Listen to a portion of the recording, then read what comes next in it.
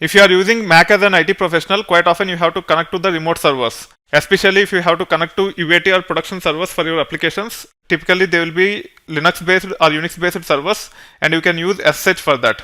Either you can use Mac terminal or advanced terminals such as iTerm on the Mac to connect to the remote servers using SSH. As of now, I am demonstrating using iTerm. You can also use Mac terminal for the same purpose. You can validate whether there is SSH or not by just running SSH like this. And then you need to know the username using which you want to connect to the remote server. In this case, I am trying to use a user called as training, and I am trying to connect to a server called gw02.itversity.com. And if I hit enter, it will prompt me for the password, and I can use the password to connect to this remote Linux based server. Now I am in that remote server. I can validate by saying uname -a, and it is actually running using Linux. That being said, we can also easily set up passwordless login to connect to the remote servers. To set up passwordless login, you need to use a command called as ssh keygen.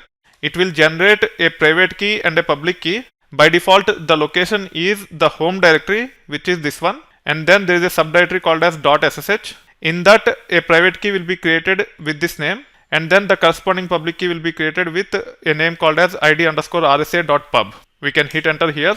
I don't want to set up passphrase here, and hence I am hitting enter. It is better to set up passphrase for additional security. However, I am not bothered at this time.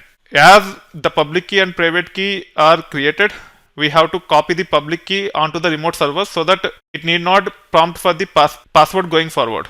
There is a command called as ssh copy id. So I just have to say ssh copy id in place of ssh, and then give the username, in this case training, at gw02.itversity.com, which is nothing but the host name. So this is username and this is host name, and they are separated by @. Now I can hit enter. It will prompt for the password.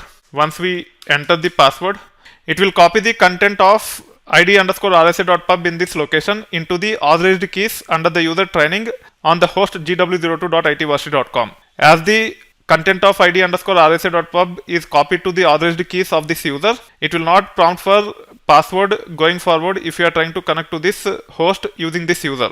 So now I can say ssh training at gw02.itversity.com, and it will let us in without prompting for the password. So this is how you can actually use ssh to connect to the remote server, either by using password, or once you set up passwordless login, you should be able to connect to the remote server without worrying too much about prompting for the password.